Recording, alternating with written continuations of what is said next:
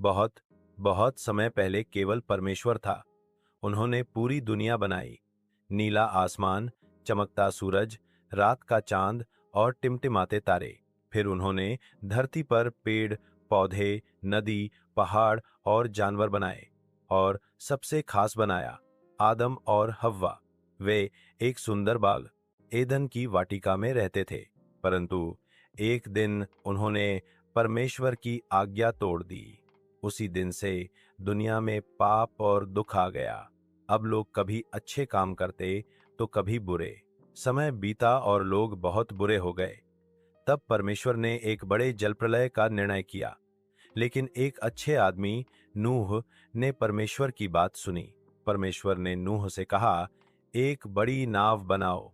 नूह ने नाव बनाई और उसमें अपने परिवार और कई जानवरों को चढ़ाया। जब बाढ़ आई, पूरी धरती जल से भर गई, पर नाव में सब सुरक्षित थे।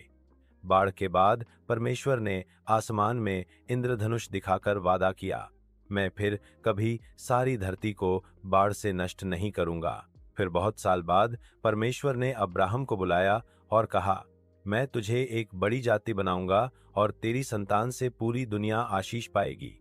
अब्राहम ने भरोसा किया। उसके बेटे इसहाक और पोते याकूब से इज़राइल की जाति बनी। याकूब के 12 बेटे थे। उनमें से एक यूसुफ अपने भाइयों द्वारा मिस्र में बेच दिया गया, पर परमेश्वर ने यूसुफ को महान नेता बनाया। अकाल के समय यूसुफ ने बहुत से लोगों की जान बचाई। धीरे धीरे इस्राएली मिस्र में दास बन गए। तब परमेश्वर ने मूसा को भेजा। मूसा ने फिरौन को परमेश्वर का संदेश दिया और कई चमत्कार हुए। आखिरकार इज़राइल की प्रजा दासता से आजाद हुई। रेगिस्तान में परमेश्वर ने उन्हें 10 आज्ञाएं दीं ताकि वे सही रास्ते पर चलें। लेकिन लोग कई बार जिद्दी हो गए और 40 साल तक जंगल में भटकते रहे। आखिरकार यहोशू के नेतृत्व में वे प्रतिज्ञा किए हुए देश में पहुंचे। वहां वे बस गए। बाद में परमेश्वर ने उन्हें न्यायी और भविष्यवक्ता भेजे। फिर उनके पास राजा हुए साऊल, दाऊद और सुलेमान। दाऊद ने गोलियत को हराया और परमेश्वर से प्रेम किया। उसके बेटे सुलेमान ने यरूशलेम में सुंदर मंदिर बनवाया।